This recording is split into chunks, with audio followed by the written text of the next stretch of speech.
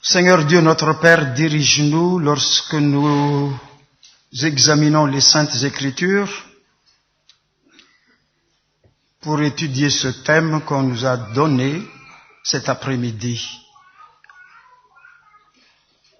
Non seulement nous voulons être enfants de Dieu, mais aussi serviteurs de Dieu en imitant Dieu. C'est l'ordre que le Saint-Esprit nous donne. Soyez des imitateurs de Dieu. Accompagne-nous, Seigneur, dans l'Esprit Saint et par l'Esprit Saint. Amen. Lévitique 19. Dans le livre du Lévitique 19,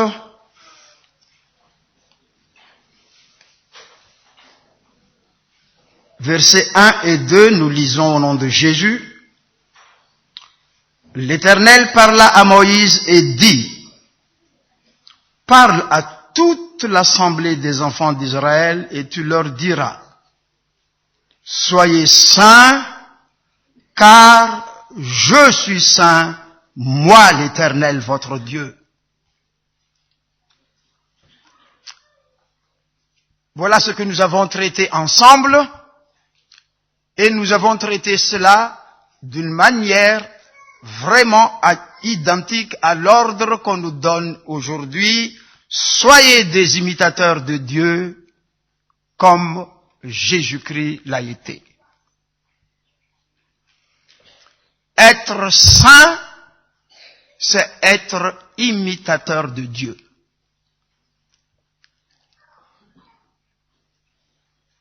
Notre vie est définie non pas à partir de ce que nous sommes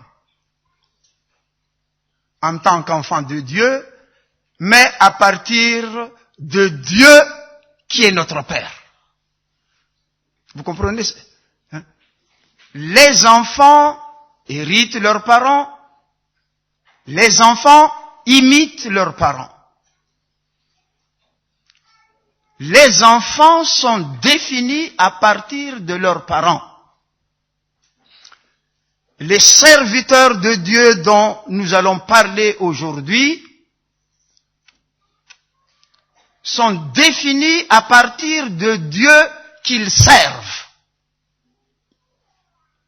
Je répète bien. Si Dieu dit « Soyez saints », pourquoi il nous réclame cela? Parce qu'il est saint. Lui, notre Dieu. Alors c'est Dieu qui conduit les choses. C'est Dieu que nous allons imiter. C'est tout à fait synonyme, ces deux paroles. Voilà pourquoi, dans Éphésiens 5, on nous a dit, comme des enfants, devenez les imitateurs de Dieu comme des enfants bien-aimés. Et pour cela, marchez dans l'amour à l'exemple de Jésus-Christ, qui nous a aimés et qui s'est livré lui-même à Dieu pour nous. Attitude de Jésus-Christ, à Dieu d'abord pour nous. Tout se réfère à Dieu et on s'adresse à nous après. L'amour, aimer Dieu, ensuite, à travers cet amour pour Dieu, envers Dieu, aimez-vous les uns les autres. Pourquoi nous sommes appelés à aimer Dieu? Dieu se définit, nous avons vu cela hier, Dieu lui-même est amour. Ce que l'on exige de nous en tant qu'enfants se trouve dans la nature du Père. Raison pour laquelle nous ne pouvons pas nous esquiver. Ah, moi, c'est trop dur, c'est difficile, etc. Nous sommes définis à partir de notre Père. Notre ligne de conduite est dictée à partir de ce qu'est notre Père. Donc, il y a deux choses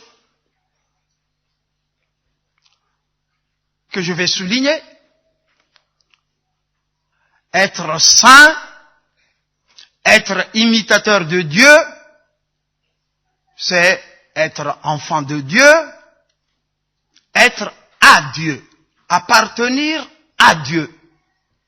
Le Père nous appelle pour être vraiment ses enfants. Et tout ce qui n'est pas conforme à cette filialité, à cette appartenance à Dieu, Dieu le fait. Dieu agit pour que nous soyons vraiment enfants de Dieu. Le peuple de promesse esclave en Égypte, il y a toujours promesse, et je souligne encore ce qui a été dit aujourd'hui, tout est individuel, individuel, individuel, tout part de Dieu. Dieu nous connaît, Dieu nous choisit, Dieu sait même, avant que nous soyons formés dans le ventre de notre mère, il nous connaît. Tout part de Dieu et tout est pour lui. Alors ce peuple de promesse, esclave,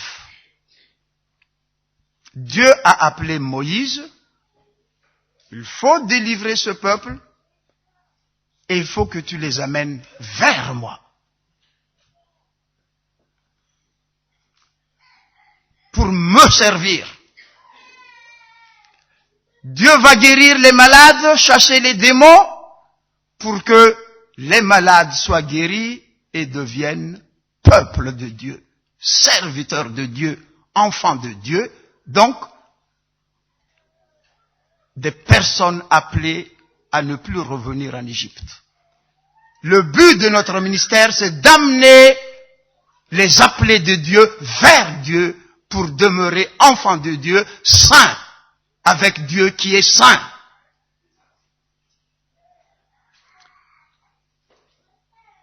La louange a dit,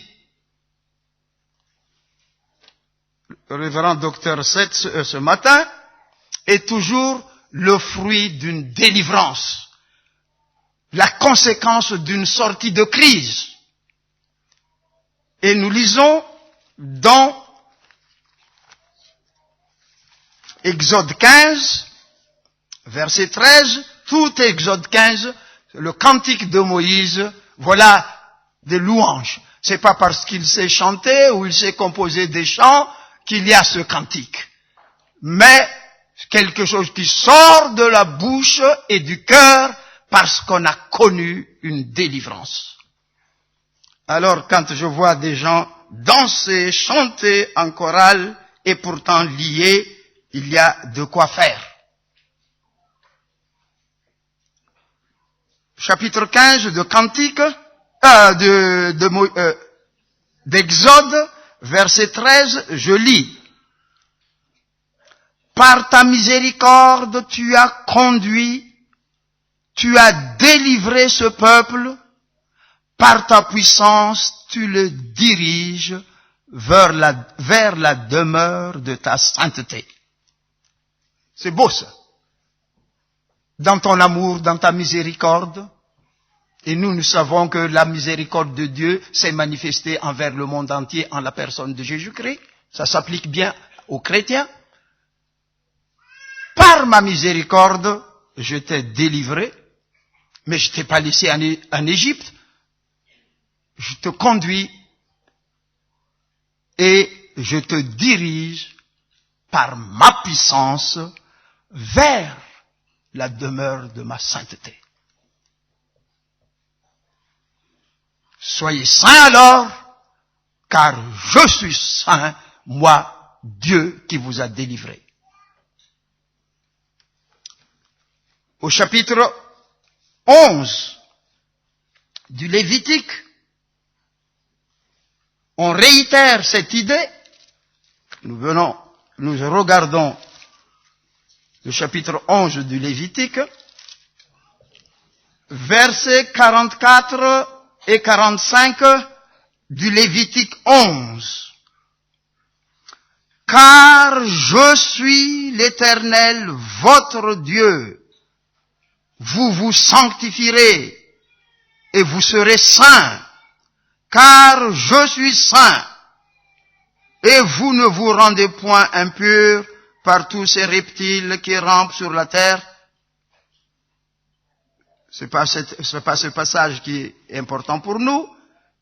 Car je suis l'Éternel qui vous ai fait monter du pays d'Égypte pour être votre Dieu et pour que vous soyez saints, car je suis saint. Je vous ai dirigé vers moi, je vous ai délivré de l'esclavage pour que vous soyez saints. On ne peut pas réclamer la sainteté à des gens qui sont liés, soit par la maladie, soit par des esprits impurs, soit par pure nature humaine. C'est le cri de ce serviteur de Dieu dans Romains 7. Ce que je veux, j'arrive pas à le faire. Le mal que je hais, je le fais quand même. Oh, je suis misérable. Je suis pas capable de faire le bien que je désire faire.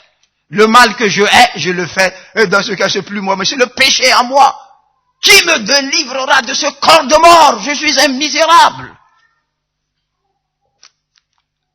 Une personne liée ne peut pas sanctifier Dieu. Et tout le chapitre 8 montre que en Jésus-Christ, Dieu peut nous rendre saints. Dieu nous délivre, Dieu nous conduit vers lui. Une fois Dieu nous délivre, il nous dirige vers la demeure de sa sainteté pour être, Exode 19, avant de donner le texte de l'alliance, Dieu va faire alliance avec le peuple qu'il a délivré. Il va donner le texte de l'alliance, mais comme préambule, comme parole qui introduit cette alliance. Voici ce qu'il dit, Exode 19,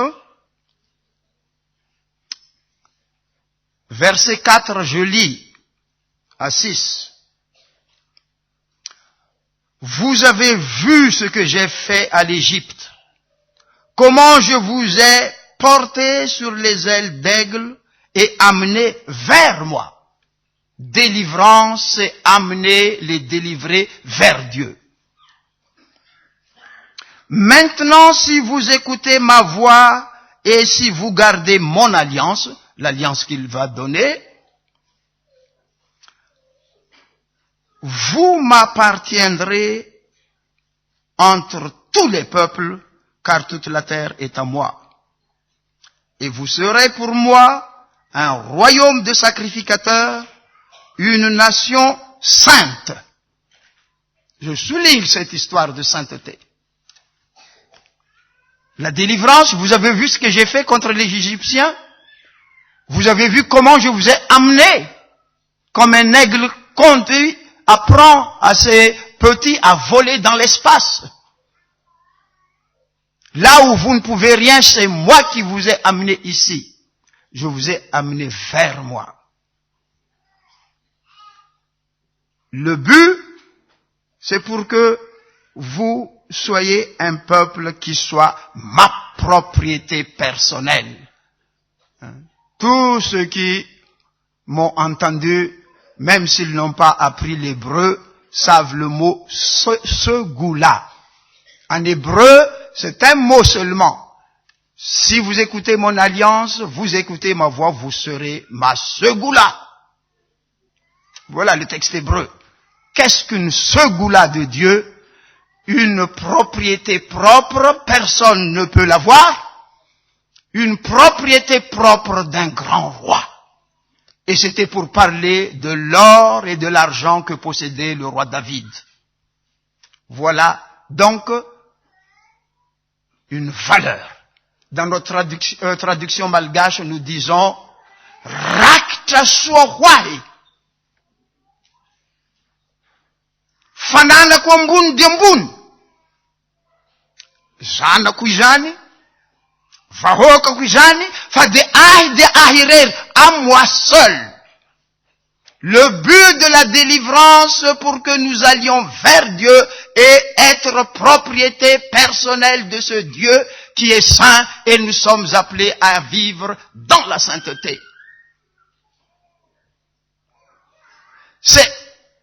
C'est en étant possession propre de ce Dieu qui nous aime, qui nous a délivrés, que nous sommes appelés à imiter. On ne peut pas imiter. Le diable imite Dieu, mais dans le but de faire le contraire. Si Dieu parle une parole que nous ne comprenons pas, il essaie de faire parler aussi les gens. Le Saint-Esprit donne tel don, le diable donne aussi, en partant de ce que Dieu donne pour entraîner dans le faux. Mais l'enfant de Dieu, le serviteur de Dieu, il est imitateur de Dieu dans la sainteté parce qu'il est à Dieu.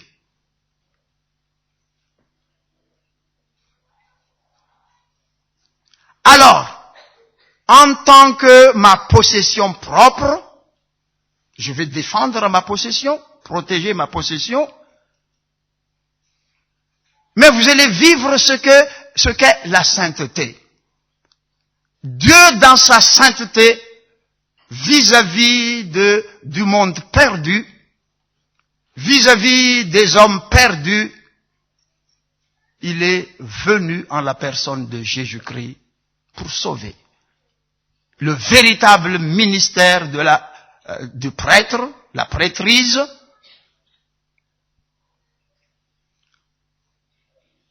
la sacrificature, c'est Jésus-Christ qui nous l'a montré. Alors, vous serez des sacrificateurs royaux. Le monde m'appartient, la terre entière m'appartient, mais vous, dans ce monde, vous êtes à part. Vous êtes à moi, mais en tant que ma propriété, vous allez être des sacrificateurs royaux. Des rois sacrificateurs. Jésus-Christ est ce roi souverain sacrificateur. Imiter Dieu, c'est vivre dans cette nature de Dieu qui est saint, mais cette sainteté se trouve dans son action qui va vers nous pour nous sauver. Et quel est le mobile de Dieu lorsqu'il est venu vers nous en la personne de Jésus-Christ? Quel est le mobile? Qu'est-ce qui l'a poussé à venir vers nous? Parce qu'il est amour. C'est ça l'amour de Dieu manifesté en Jésus-Christ. C'est l'amour miséricordieux. C'est l'amour qui va vers les faibles, qui va vers les perdus, qui va vers les liés pour sauver. L'imitateur de Dieu, il mène une vie sainte, mais définie par l'agapé de Dieu. Tout le monde en a parlé. Nous sommes ici, et cela, on ne parle pas des bergers seulement, on ne parle même pas des sacrificateurs que Dieu a choisis en la personne d'Aaron et de ses enfants, mais tout le peuple d'Israël, malgré que Dieu a choisi Aaron pour exercer d'une manière littérale cette prêtrise, cette fonction, mais vous tous, l'Église tout entière est sacrée et prêtresse de Dieu. Si vous êtes à Christ, nous sommes sacrificateurs. Tous ceux qu'il a délivrés, il les amène vers lui pour être saints, mais pour vivre ce que Dieu est, il est sainteté, il est amour. L'amour qui va vers les autres, et non pas vers les autres aimables, vers les autres non aimables, parce qu'ils sont en détresse, ils sont perdus. C'est le rôle de l'Église. Si l'Église n'évangélise pas, elle oublie sa vocation céleste, sa vocation sainte. C'est l'Église elle-même qui est agapée. Vous serez des sacrificateurs, moi je traduirai ainsi, vous serez des sacrificateurs royaux, vous allez régner dans ce ministère, vous n'allez pas être piétinés par l'ennemi. Au contraire, Jésus dit, je vous donne tout pouvoir sur l'ennemi, tout pouvoir d'écraser le scorpion et le serpent. Je vous donne ce pouvoir pour que vous ne soyez pas piétinés, mais c'est vous qui allez saisir le serpent et ordonner par le nom de ce Sauveur au serpent de partir et de quitter. Donc, l'Église est ici en tant qu'Église sainte, universelle. Elle est ici pour imiter Dieu dans son amour qui sauve dans la personne du Seigneur Jésus-Christ. Voilà la Bible. Pour traduire ce passage, l'apôtre Pierre dit, 1 Pierre 2, nous regardons. Première épître de Pierre, chapitre 2. Il parle des chrétiens. Au verset 9, il est écrit, 1 Pierre chapitre 2, verset 9. Vous, au contraire, vous êtes une race élue. Un sacerdoce royal, ça veut dire des prêtres royaux. Le sacerdoce, la prêtrise, la sacrificature, c'est le même mot, même signification. Vous allez exercer le ministère de prêtre, de sacrificateur, en tant que roi. Vous êtes une nation sainte. Un peuple acquis. C'est là la traduction du mot Segula dans le Nouveau Testament. Un peuple acquis. Acquis, à prix d'argent, c'est pas la grâce facile, comme on a dit aujourd'hui, à bon marché, mais la grâce par le sang du Fils. Et dans le texte de célébration, de consécration de berger, nous lirons dans Actes chapitre 20, le verset 28, prenez-vous soin de vous-même et des brebis de Jésus-Christ qu'il a acquises par son propre sang. L'Église devient propriété personnelle de Jésus-Christ parce que il l'a délivré par son propre sang. C'est une valeur suprême pour Jésus-Christ. L'Église, c'est ça, ce goût-là.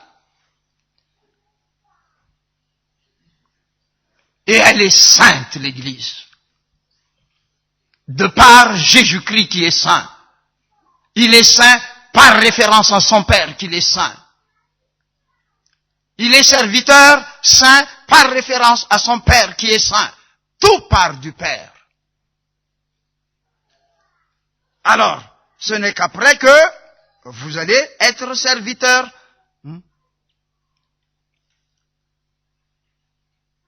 Si vous êtes une nation sainte, un peuple acquis, c'est dans le but d'annoncer les vertus de celui qui vous a appelé des ténèbres à son admirable lumière. Ministère, la vie de l'Église sainte, c'est d'annoncer Jésus-Christ. Annoncer Jésus-Christ, celui qui nous a rachetés, celui qui nous a fait sortir des ténèbres pour vivre dans son admirable lumière. On a lu cela dans Éphésiens 5. Avant, nous étions ténèbres. Avant, nous étions esclaves. Avant, nous étions liés. Maintenant, libérés, nous sommes à Jésus-Christ, marchant dans la lumière, vivant dans la lumière, vivant dans la sainteté. Voilà pourquoi les conduites énumérées, si étant libérés, on demeure quand même dans ces pratiques odieuses. En parler même, ça fait honte. Il en est de même de l'homosexualité. que l'on veut discuter dans l'église maintenant, en parler même, ça fait honte à l'église sainte. Et ça entre dans l'église maintenant, parce que on veut abandonner notre définition à partir de Dieu. L'Église veut se définir à partir de courants de philosophie de la société. La société va telle direction, la société fait ceci, le peuple désire telle chose. Qu'est-ce que nous allons faire, nous, Église, si nous n'allons pas aligner notre marche vers les tendances du monde? Voilà ce que fait l'Église maintenant. Alors que l'Église se définit non pas à partir de sa philosophie, ni de sa conception de la vie correcte, mais à partir de Dieu qui est saint. Parce que Dieu est saint, nous sommes saints. Parce que le Dieu saint a détruit Sodome et Gomorrhe par le feu à cause de l'homosexualité, l'Église sainte rejette, sans discussion, et n'y discute même pas dessus. Alors, Dieu va nous apprendre, voilà notre nature définie par l'amour de Dieu, l'amour qui sauve. Et l'amour qui sauve est un amour difficile à vivre. Hier, nous avons lu avec nos candidats bergers ce passage de Jean 21, à partir du verset 15, lorsque Jésus a dit à Pierre, est-ce que tu m'aimes? Est-ce que ton amour pour moi dépasse les autres? Jésus emploie le verbe agapo, c'est l'amour parfait, l'amour de Dieu manifesté en Jésus, qui se sacrifie pour le salut des autres. Pierre ne veut pas utiliser ça. Non, c'est trop dur, Seigneur. J'ai de l'amitié pour toi. Est-ce que tu m'aimes? Tu sais, Seigneur, que j'ai de l'amitié pour toi. Il n'utilise pas. Est-ce que tu m'aimes? Je t'aime. Mais dans le texte grec, le deux utilise deux verbes différents. Jésus se réfère à l'amour parfait, à l'agapé. Pierre se réfère à l'amour au niveau des hommes, des amis. Alors, à la troisième fois, Jésus est descendu alors. Est-ce que je suis vraiment ton ami? Il est descendu prendre Pierre par la main. Je t'amène quand même vers l'agapé, si tu as de l'amitié pour moi. Que c'est pas facile. Pourquoi? Nous allons lire ensemble Matthieu, chapitre 5.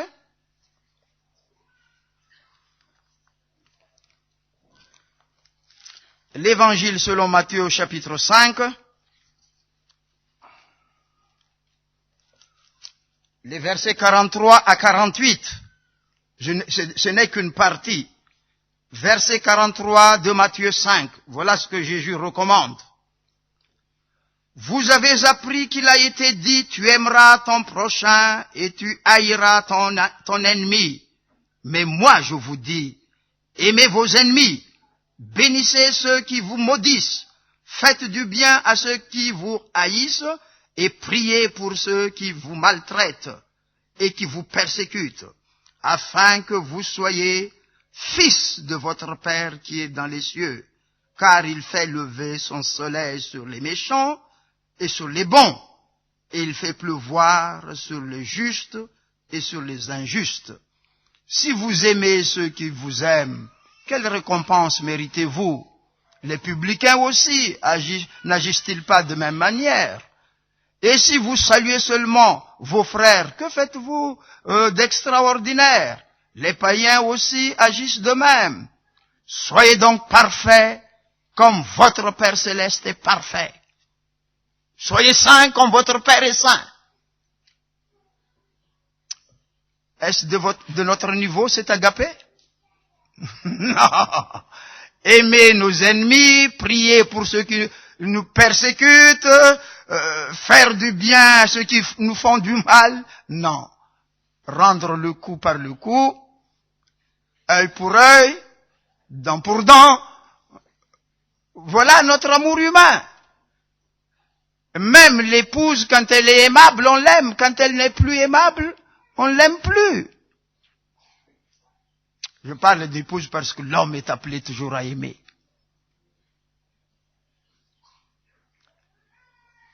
la sainteté, Dieu nous appelle à faire cela.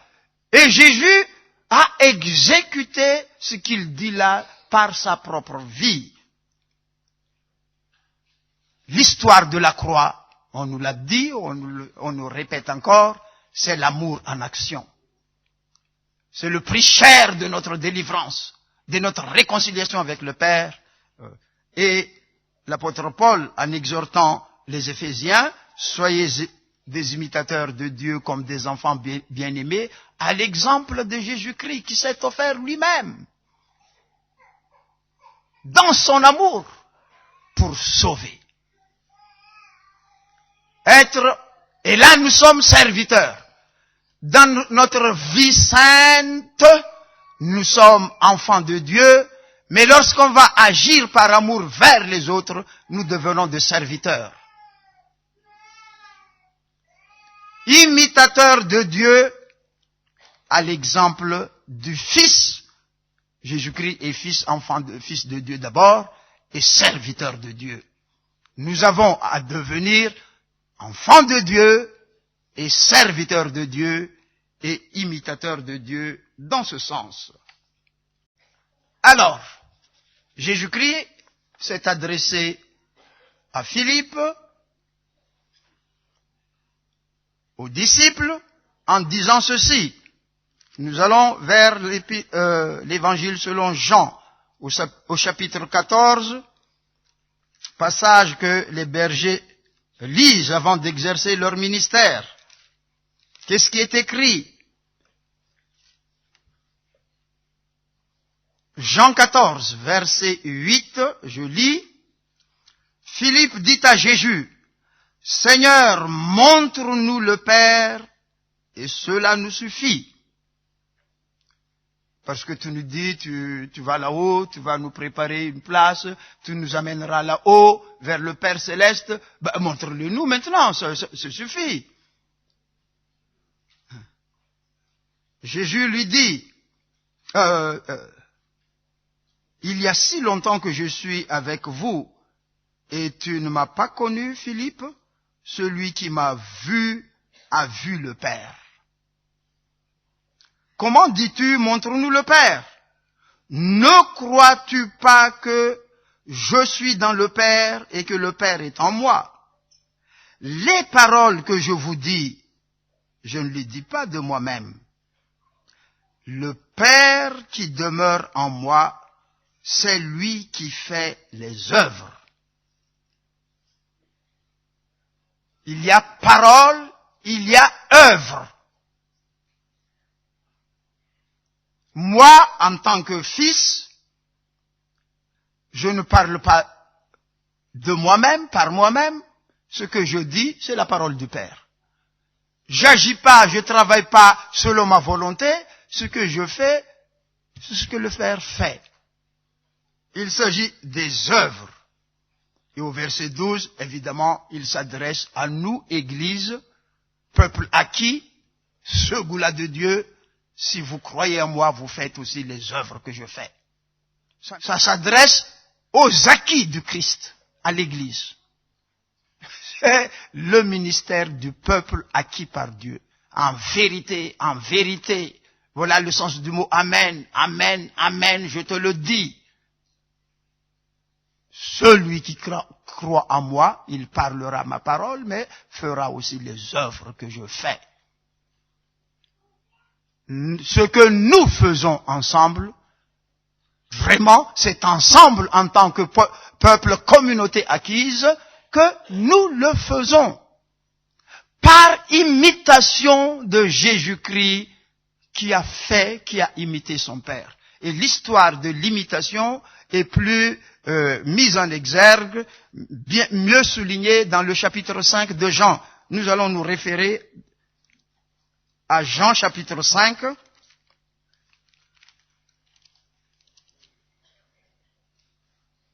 Lorsque Jésus a guéri un malade le sabbat, ça a scandalisé les Juifs.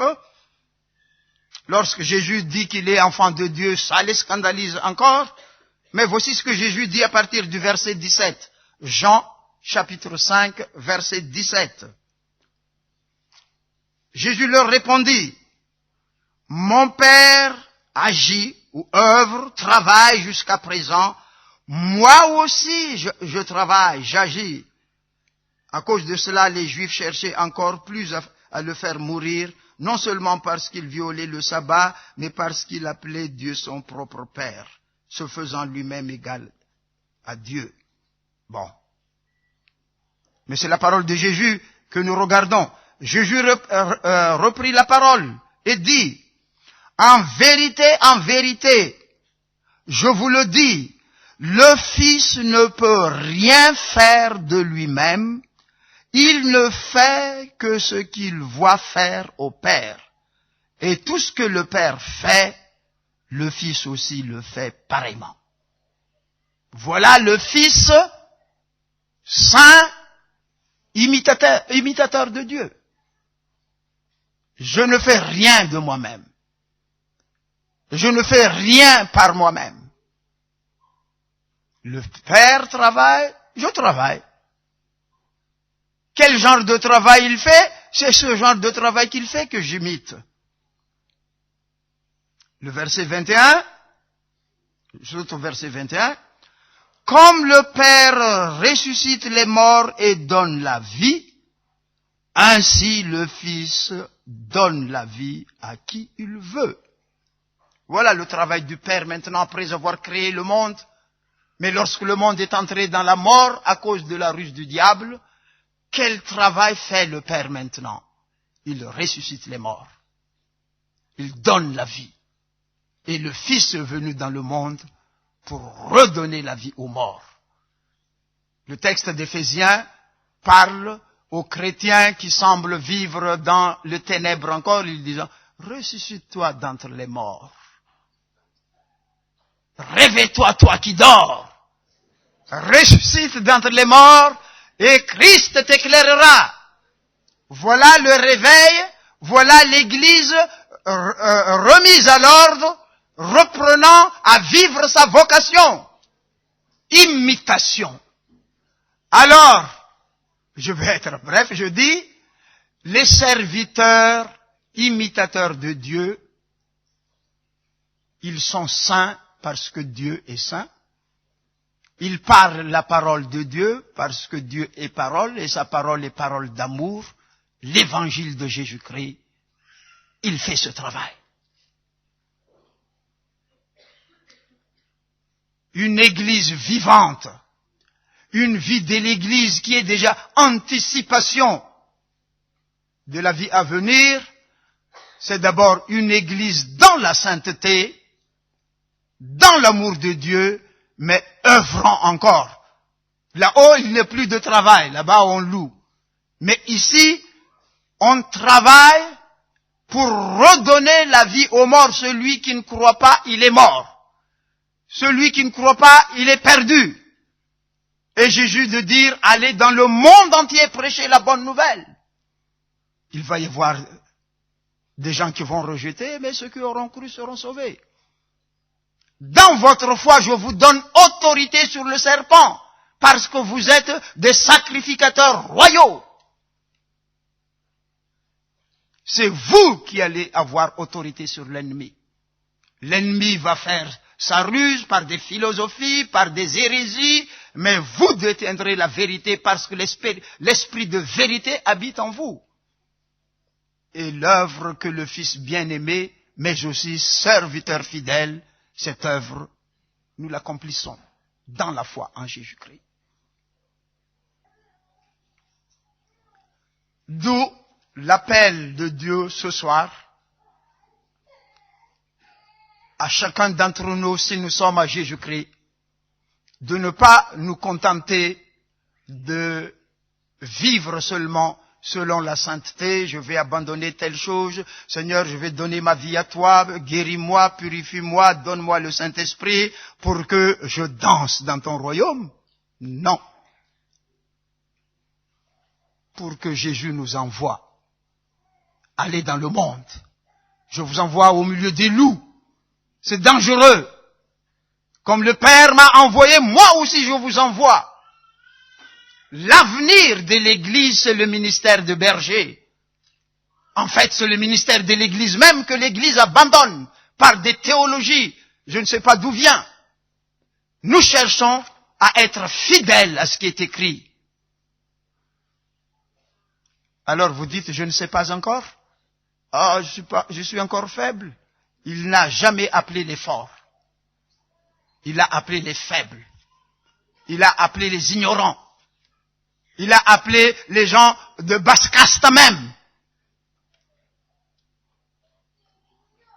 Les méprisés du monde. Il les délivre. Il les amène vers lui pour être sa possession propre et il les envoie. C'est dans cette vie que nous sommes imitateurs de Dieu, que nous sommes saints, que nous sommes définis non pas à partir de ce que nous pensons, mais à partir de celui qui est notre Père, à partir de celui qui nous a sauvés. C'est la nature de Dieu qui devient notre nature. Je m'arrête là. Soyons des imitateurs de Dieu comme des enfants bien-aimés. L'exemple, c'est Jésus-Christ qui s'est donné jusqu'à la mort. Il est l'amour vivant de Dieu. Il est sacrifice de bonne odeur à Dieu. Et l'apôtre Paul de dire aux Romains, offrez alors votre corps comme sacrifice vivant. Offrez votre corps. Voilà pourquoi nous ne salissons pas notre corps, temple de Dieu. Nous ne détruisons pas notre corps. Qui êtes-vous? C'est l'âme que Dieu a rachetée. Ne détruisez pas votre corps, ni avec le tabac, ni avec la cigarette, ni avec ceux qui détruisent. Dieu redonne la vie, nous nous tuons. Est-ce que nous sommes imitateurs de Dieu? Non. Les imitateurs de Dieu relèvent les morts. Pourquoi tu te donnes la mort? Pourquoi? C'est le prince de la mort qui agit. Nous avons besoin de délivrance. Voilà pourquoi nous exerçons le ministère de délivrance. Les enfants de Dieu, Dieu les délivre s'ils désirent être saints, s'ils désirent vivre avec Dieu, s'ils désirent agir avec Dieu. Pour être avec Dieu, et Jésus de dire, là où je suis, vous serez aussi. Nous prions. Père Céleste, nous te remercions pour ta parole. Fais de nous des enfants bien-aimés, imitant notre frère Jésus-Christ, saint dans sa vie parce qu'il a obéi jusqu'à la mort. Non pas une mort d'obéissance passive, une mort de sacrifice pour le salut. Donne-nous cet amour, Seigneur, et c'est le Saint-Esprit de Jésus-Christ qui va nous l'apprendre, qui va nous entraîner à exercer ce ministère. À toi la gloire au siècle des siècles, sanctifie ton peuple, Seigneur Jésus. Amen.